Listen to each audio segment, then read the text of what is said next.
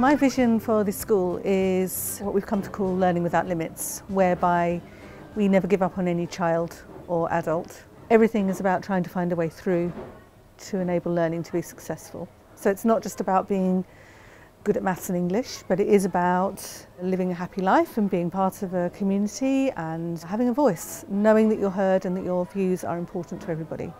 Well, we don't have levels anymore.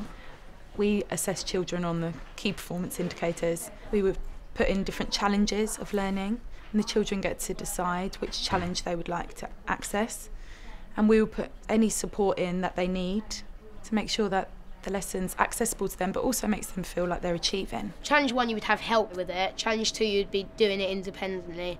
Challenge 3, it would be all 3 actually. And then for challenge 4, it would be all 3, but there would be like an extension. You have the choice of what you want, so it's a bit of freedom, and it's nice not knowing you have like a label on you saying this is what you're doing, this is how you're going to do everything, instead of like us getting to choose what we do.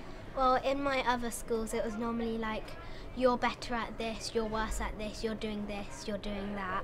But in this school it's what you want, so it's like your freedom of choice. The way that we allow children to have that choice is that it actually forces both them and us to be really aware of where they're currently at with their learning when it comes to actually choosing what tasks they're going to challenge themselves to do each day. The beauty with certainly primary school children is if they've been taught how to make the right choices right from the very early days in the school, by the time they get to me in year 6, you know, they're experts at making decisions.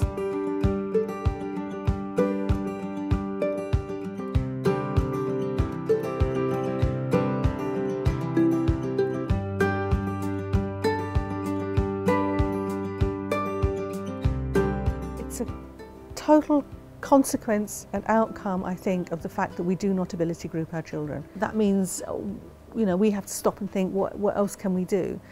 And I think that's the key. It's not about what's wrong with the child, it's about what can we do differently to find a way through for the child. And that's what drives us all the time. That's what keeps me in teaching. That's the most important thing. It's that moment when you kind of think, oh, now we can find a way through. We'll put certain things in place like word mats or scaffolding sheets that give them sentence starters.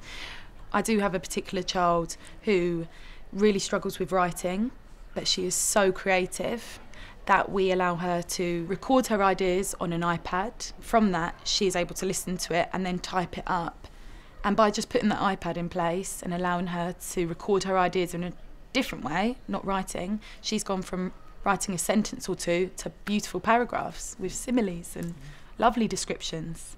It was a rainy day. Queen Boudica was in her own house. The floor was very dusty. It was like sand between her toes. The walls were rough and freezing cold. There was strange paintings as decoration. There was a crackling fire burning in the middle of the roundhouse. The smoke from the fire filled the air. She could hear the wind howling like wolves.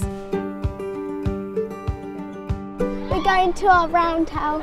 In the Celtic times, they would build them to live in.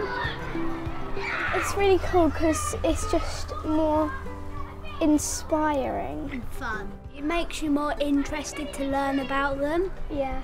Like, you know what they lived in and stuff. And sometimes once we've wrote stories, we come in here to share them. Things like playtime, it's supposed to be about play, but too often it's just time when you go outside and then you're allowed back in again. So if you're going to play, you need things to stimulate the play. It's nice having things like double-decker buses and music gardens and Celtic roundhouses and the woods and dressing up clothes and a pram to push around or a train track to build or a digging pit. Or... They like that's like where people like at lunchtime can calm down and things, just so they can do things, and if they're like upset or something or worried about something, they come up here. So we have art therapy every week. We also have drumming every week for all the children. All of the children take part in forest schools, so they get to go outside. And we've also had Nellie the dog, who's a Labrador, that came in every week to read with some of the children. Well, some children thrive much more in the outdoors than they do when they're closed in. Somehow the ceiling kind of impacts on their behaviour.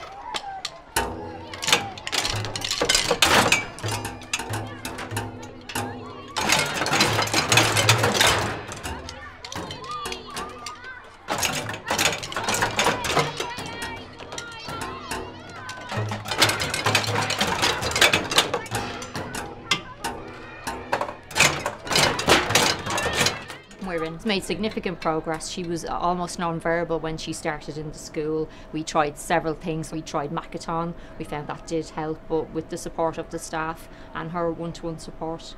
Choose learning partners on a Monday morning, and they're in pairs and they stay like that for the rest of the week, and that's all children involved in that. Sometimes I lolly stick the pairs, so we have names with lolly sticks, and I choose two. They choose where they want to sit. The only roles we have are not all boys and not all girls. The whole ethos of the school is about making sure everyone's included and looked after and finding a way that works for them. So if what we're doing at that time doesn't work for them, we will work with the child and their family until we find a way that does. Their commitment and the research they've put in, just extracurricular things. I've never felt that my child should be excluded on any like field trips or any outings. Some schools might be a little bit hesitant if a child has behavioural or social problems, and they would do so, but I've never felt she's been excluded in any instance at all. And I think their whole commitment, their approach, and they just treat every child individually, as indeed they should.